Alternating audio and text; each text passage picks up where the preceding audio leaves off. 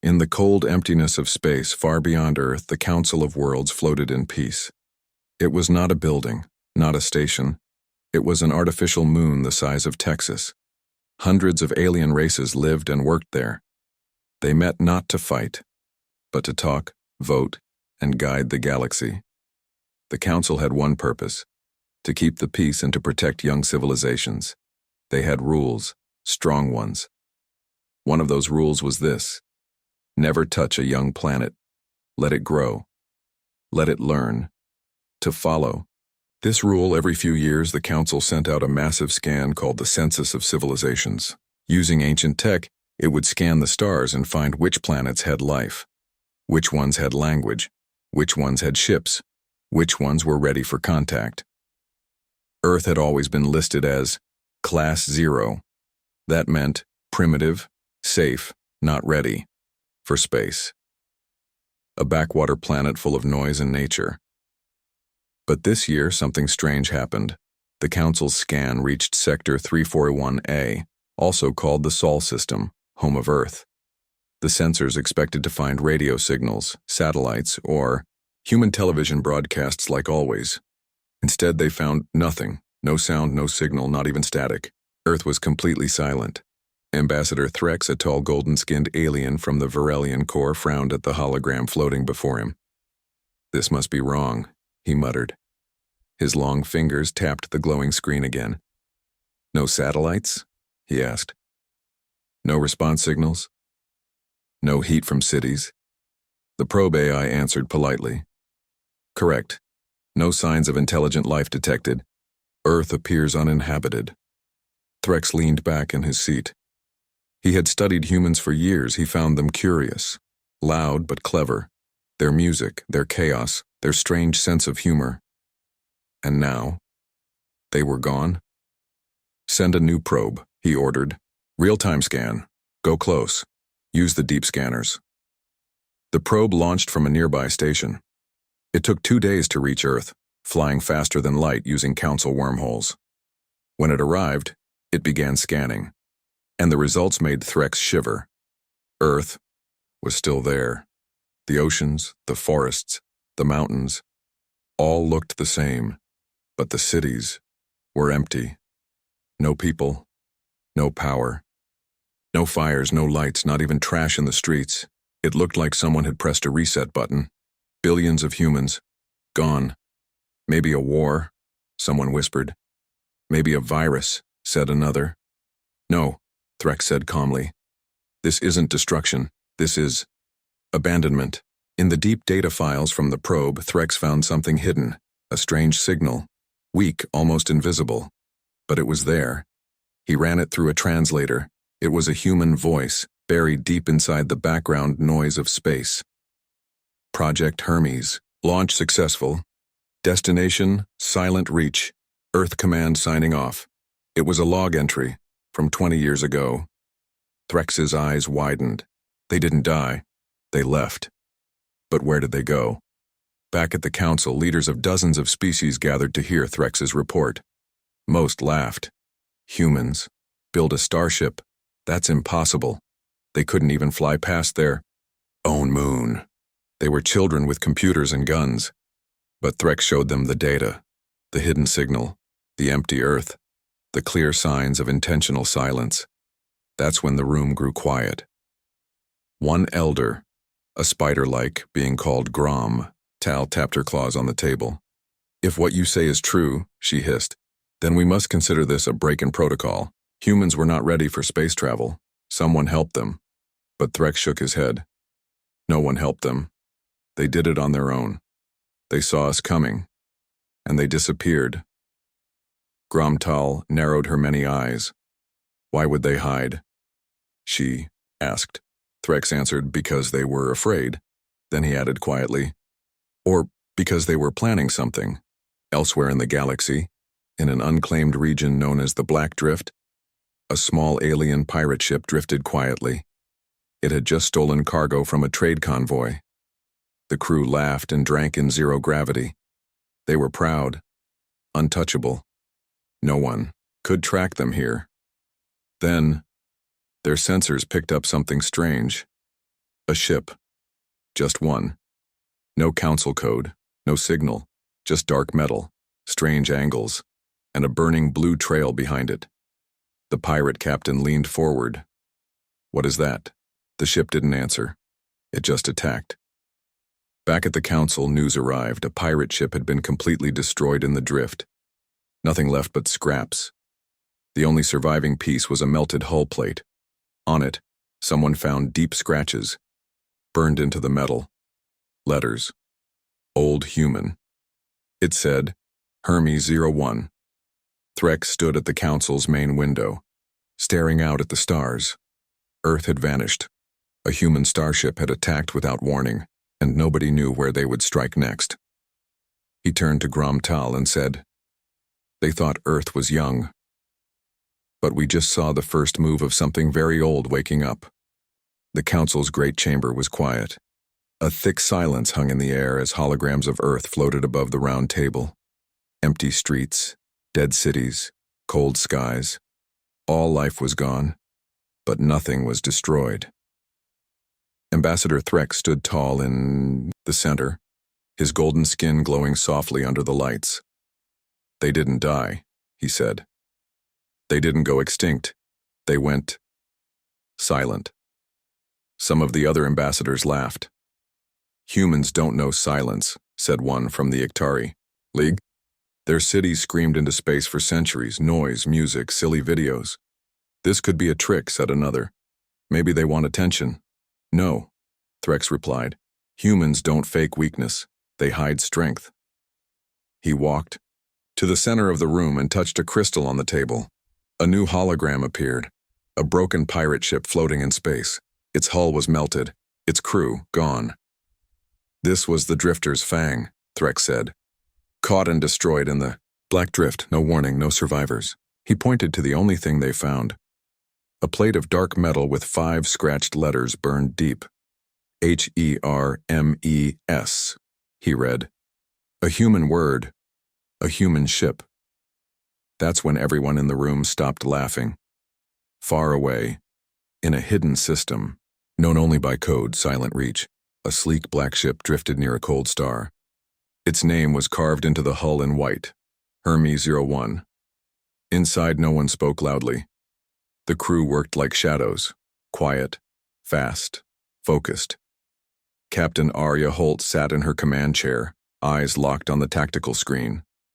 Her uniform was plain, no medals, no flag, only one patch on her shoulder, a rising sun behind Earth. A young officer spoke. We detected a small council probe near the edge of the sector. Did it see us? She asked. Unclear. We jammed it quickly. Arya nodded. Any new signals from Earth?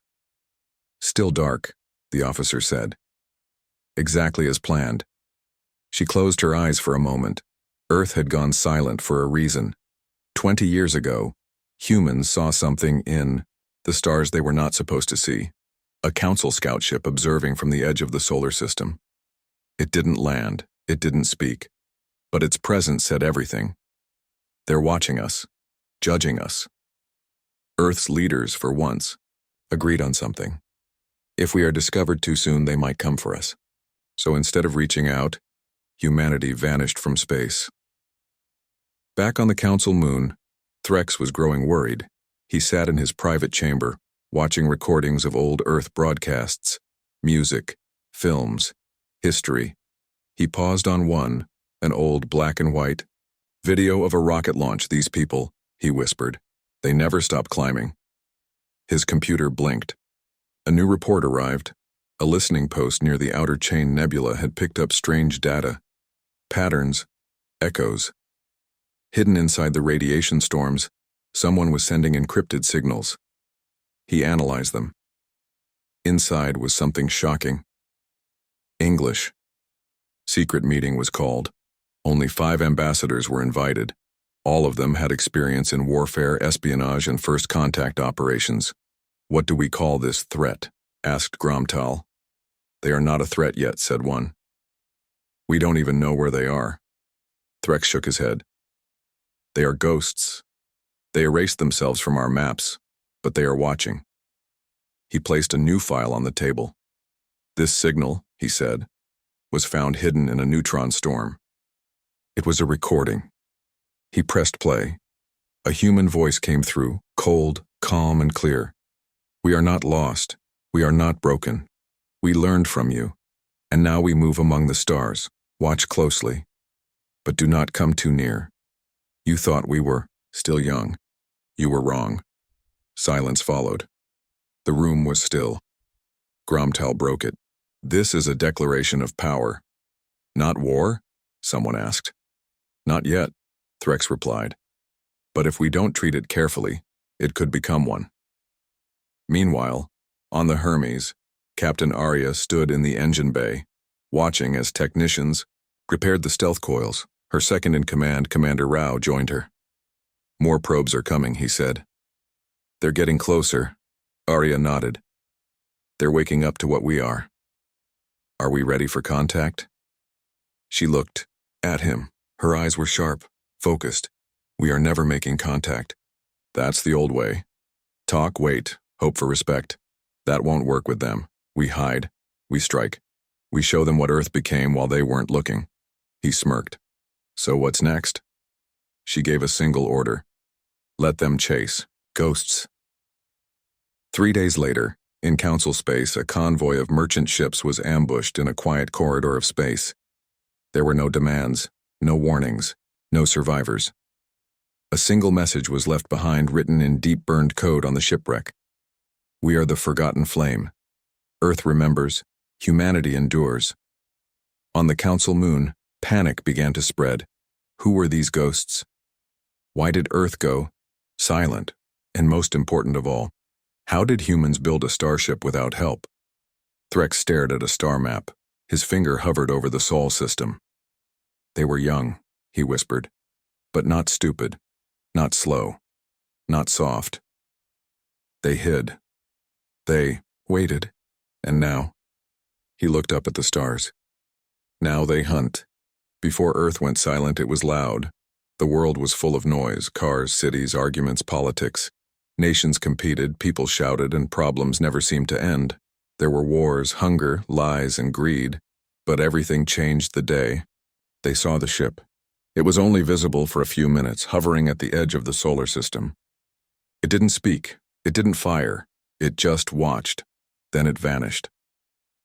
Governments didn't believe it at first, but scientists confirmed it was real. A ship from somewhere else. And if one ship could come, more could follow.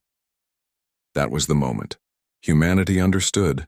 They were not alone, and they were not ready. The world's leaders met in secret. The United Nations building turned into a war room. Satellites were redirected. Telescopes stared outward. Something bigger than history was happening, but the public never knew. A decision was made behind closed doors. One that would change humanity forever. They would not reach out. They would not respond. They would prepare in silence. The plan was called Project Hermes. It started deep beneath Antarctica. In the middle of the frozen wasteland, far from cities or cameras, workers began digging. Tunnels stretched for miles. Underground labs and hidden factories were built. The world's top scientists, engineers, and AI researchers were brought in. They were told one thing: build something that can survive the stars. At first they tried to build a ship like any other. Metal, fuel, engines. But they knew it wouldn't be enough. Earth was small. The galaxy was big. And they might not get a second chance. Then came a breakthrough. In 2037, a signal was found hidden inside deep space. Radiation. It wasn't human. It was old. Alien. A message left by some long-gone traveler. The AI team decoded it. Inside was something better than a message. It was a blueprint, not complete, but advanced. Alien engine design, energy systems, a map of how to bend space without breaking it. Project Hermes changed overnight. No longer just a ship. It became a fusion of human will and alien knowledge. A ship designed in secret, with parts built all over the world, then moved piece by piece under the ice. It took 11 years. Captain Arya Holt was only 24 when she was chosen. A pilot, a soldier, but also a thinker. She believed in the mission. She trained for 5 years, learned everything: engineering, languages, diplomacy, survival. By the time the ship was ready, she wasn't just a captain. She was Earth's first whisper to the stars. In 2048, Earth went silent. All radio signals stopped. Satellites were turned off or crashed into the oceans. The internet was buried in decoy loops. Even the International Space Station was abandoned. To the galaxy, Earth became quiet, dead, forgotten. But under the ice, Hermes 01 launched. The engines didn't roar. They hummed like wind. The ship rose slowly, wrapped in light-bending shields. It left Earth without a single flash. Only a few people knew. The rest of the world simply kept living, never knowing they had sent their first guardian into space. Hermes was more than a ship. It was a message. Arya stood on the bridge during the launch. Her hands trembled slightly, but her voice was calm. Navigation? Set for silent reach. Systems check? All green. She closed her eyes for a second, then opened them. Take us home. To the stars. And the Hermes disappeared into the black. Back on Earth, leaders deleted all records. Scientists were sent home. The tunnels were sealed and covered by new snowfall. It was as if Hermes never existed. And that was the point. Because the Council of Worlds was watching, still scanning, still measuring. Earth could not show its hand, not yet. Inside Hermes, months passed. The ship didn't need food. It had gardens, recycling systems, smart AI that spoke like a friend. The crew trained every day. They studied alien languages, learned how to hide, how to fight, how to make decisions without help. They became ghosts, just like Earth wanted. 1 day, while flying near a gas giant in a nameless system, the ship's sensors beeped. A signal. Weak. Faint. Arya ordered silence. The crew listened. Then they heard it. Alien code. Not from the Council. Not recent. Very old. It was a shipwreck. A forgotten explorer ship drifting near the planet's rings. They boarded carefully. Inside they found broken tech. Fossils of machines. And something strange. A glowing cube. Hermes scanned it. The cube held ancient star charts, hidden energy models, and one strange message. To those who survive the void, build quietly, speak slowly, watch everything. They added it to their databanks. Arya looked at her crew. They built in silence, she said, just like us. After 3 years of travel, Hermes had maps of 18 systems. It had avoided the Council, avoided pirates, but it had seen their ships, watched them, studied them. Now it was time for something more. Arya met with her command. Team, let them feel us, she said. Just a touch, a whisper, a sign that Earth remembers. They voted. Unanimously. The pirate attack was chosen carefully. Not random, not personal, but clear. They attacked in silence. Left only one clue. The ship's name burned into steel. Hermes 01. The Council found it and panicked. Hermes watched from a distance. Arya smiled as Council chatter spiked across the networks. They see us now, she said, but they don't know us. She walked to the window and looked out at the stars. Let them wonder. Let them chase ghosts. Let them remember. Earth is the place they forgot until it became something greater. The Council of Worlds had always believed in order. For thousands of years, they tracked every ship, every planet, and every species. Their maps were perfect.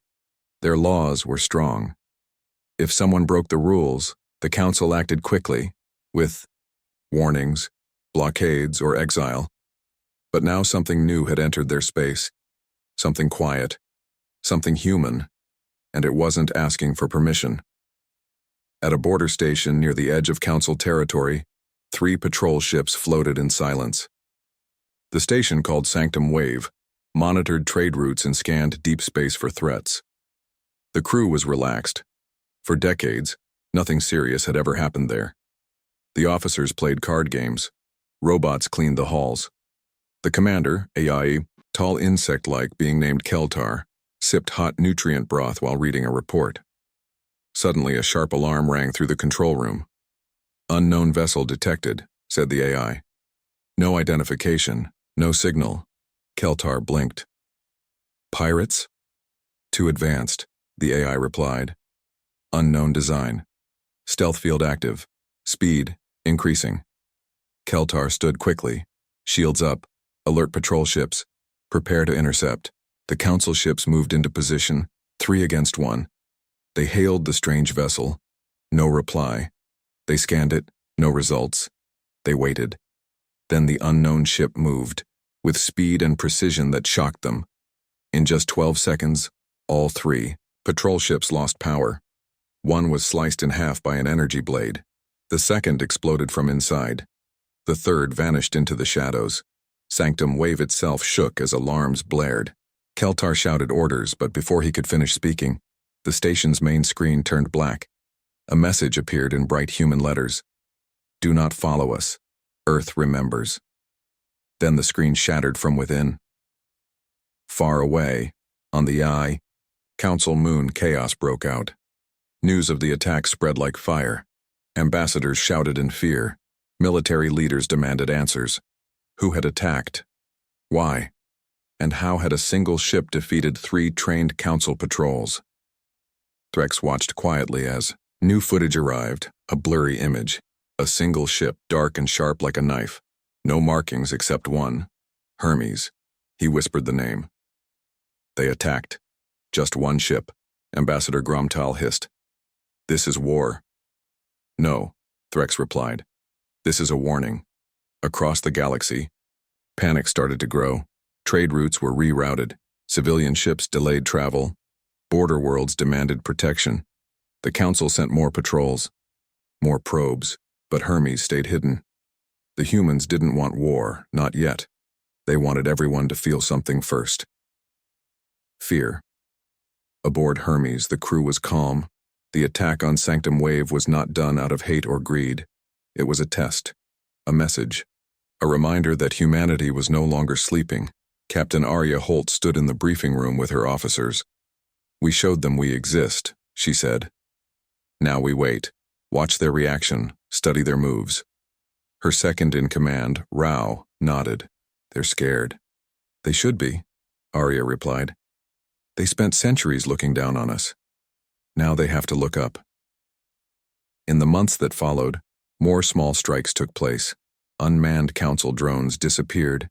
A deep space listening post found all its data erased and a message left behind. We were always watching. In the trade zone near the Falari cluster, smugglers whispered of a ghost ship, one that appeared without sound, disabled a cruiser, and vanished before sensors could track it. And in every case, the pattern was the same. No hostages, no demands, no kills unless forced. Just one clear goal: make them notice. Back on Earth, silence remained. The planet was dark to the outside.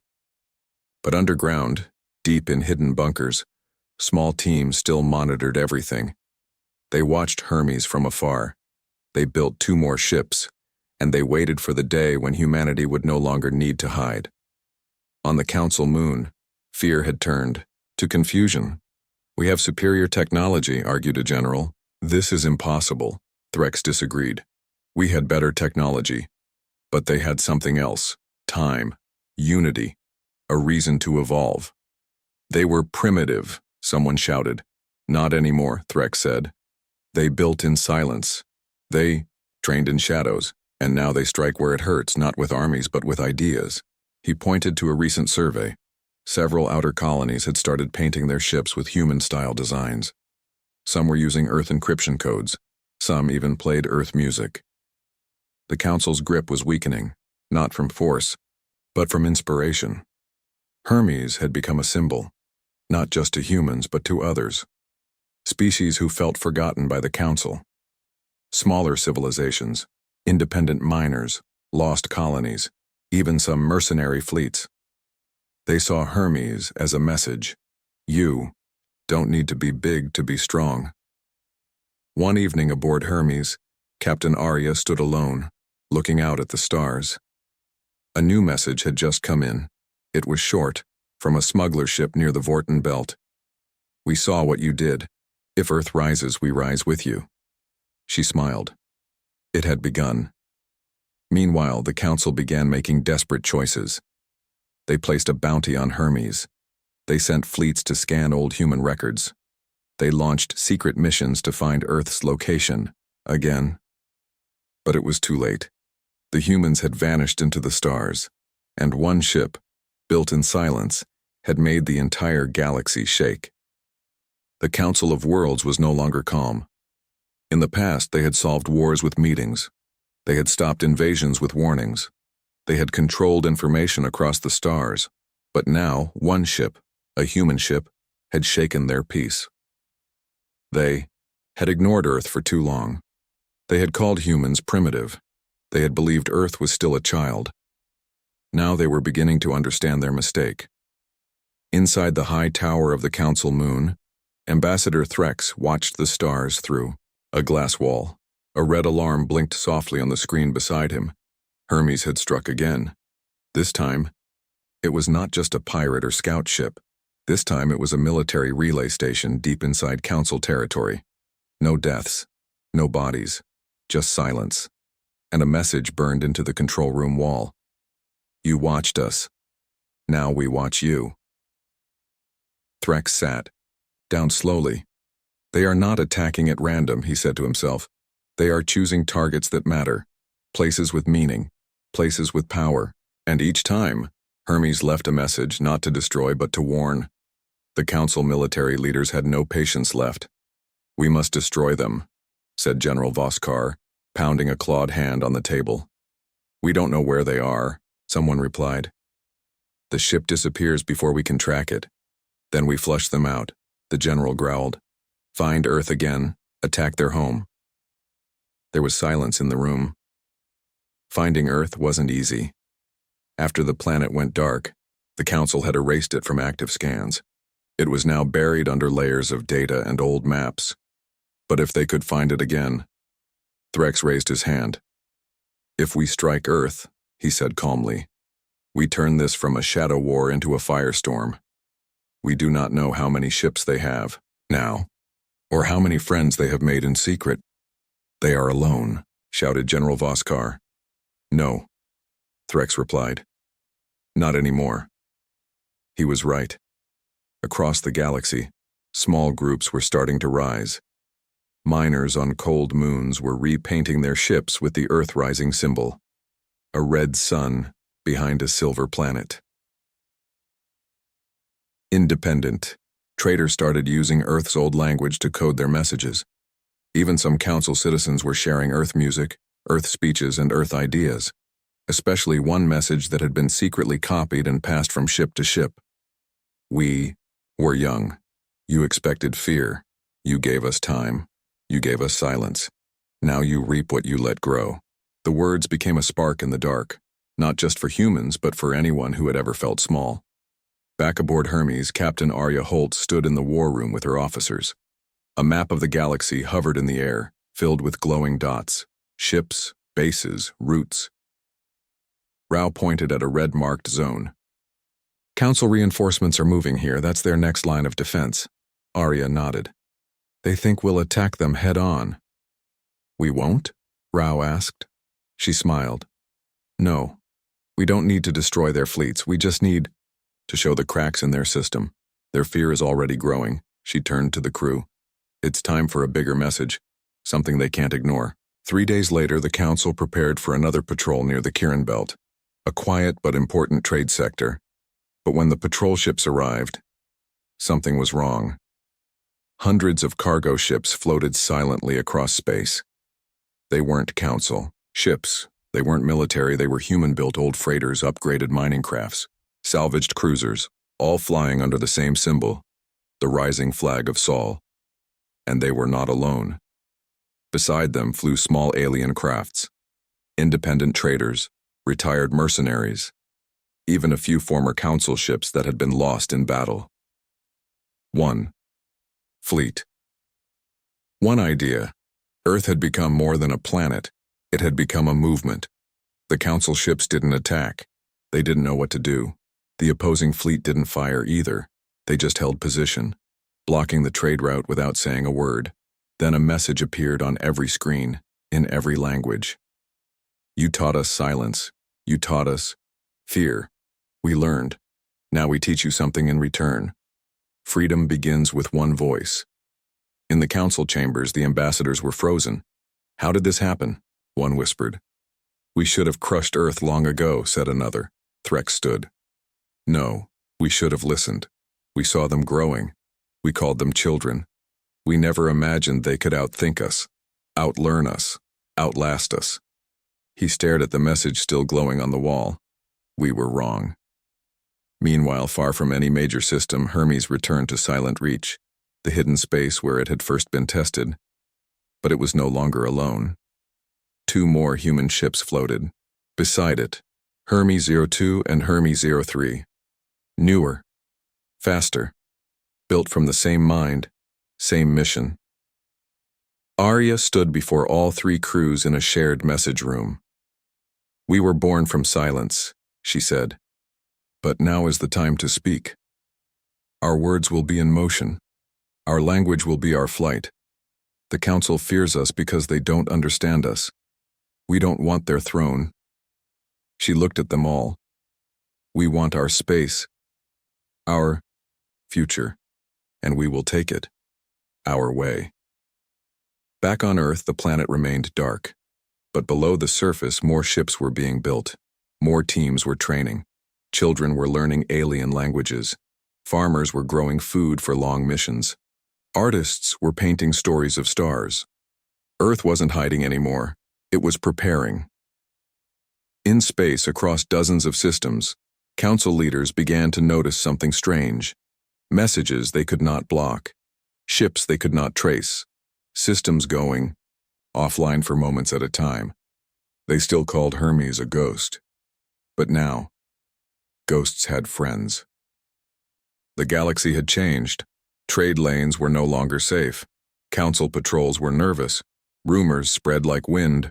Rumors of Earth, of ghost ships, of humans who vanished and returned stronger than ever.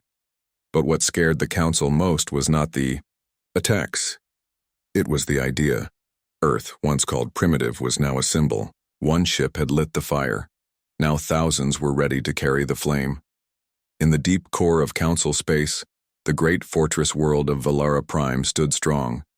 It was the Council's most protected planet. Its skies were full of defense rings.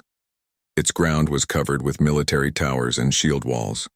This was where the Council planned to hold their final defense, if it ever came to that. They believed no one could reach it. They were wrong. From the edge of Valara's system, sensors beeped. The guards didn't panic at first. They thought it was a trade ship or an old probe. But then more signals appeared. 1, then 10, then hundreds. An officer shouted, "Unknown fleet entering system!" The screen lit up with red alerts. The commander leaned forward, confused. "Who are they?" The camera zoomed in, and there it was. Sun rising behind a silver planet. The flag of Sol. Aboard the Hermes 01, Captain Arya Holt watched from her seat as the fleet came into formation. Behind her flew 2 more Hermes-class ships. Around them were ships of all kinds. Refitted mining vessels, silent runners, even old Earth cargo crafts turned into war-ready ships. Not all of them were human. Many were alien allies, small groups, tired of being ignored, tired of rules that served only the powerful. They didn't want war. They wanted freedom. Arya opened a channel to the Council. Her voice was clear, steady, and calm. "This is Captain Arya Holt of Earth. We do not come to destroy you. We do not come to rule. We come to be seen. For years you watched us like insects. Then you forgot us.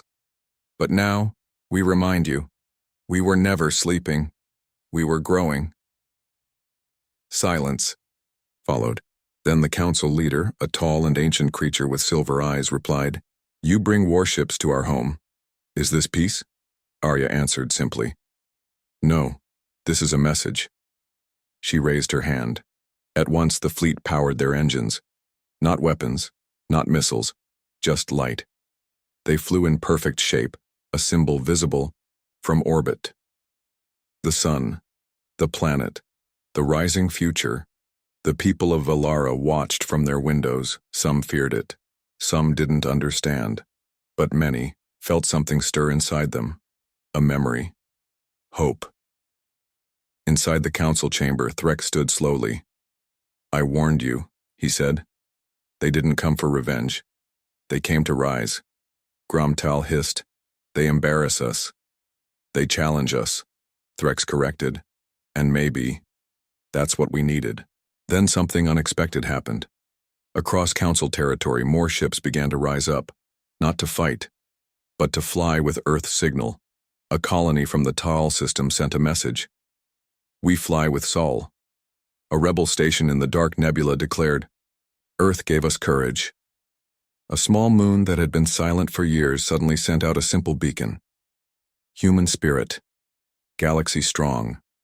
The council had two choices: attack the fleet, start a war, and risk turning every neutral system into an enemy, or accept the truth that Earth had changed, that Earth had earned its place. Captain Arya waited. Then came the signal. The council sent one line. "Earth is recognized. Class 0 removed. Welcome to the stars." Arya smiled. She looked at her crew. Some were crying quietly. Others stood in silence. They had done it, not with fire, not with fear, but with patience, planning, and purpose. Later, in a new station orbiting a quiet star, a gathering was held. Not a battle, a meeting. Humans sat beside aliens, former enemies beside old friends. Arya stood before them all. "We are not here to lead," she said. "We are here to build, to help others rise the way we had to rise on our own." She held up a flag, the flag of Sol. "This is not the flag of a nation. It is the flag of anyone who remembers what it feels like to be ignored and still decides to grow." Far away on Earth, the skies were quiet. The world was still hidden from the stars, but not for long. Beneath the surface, families prepared to return to space. Children learned about other worlds.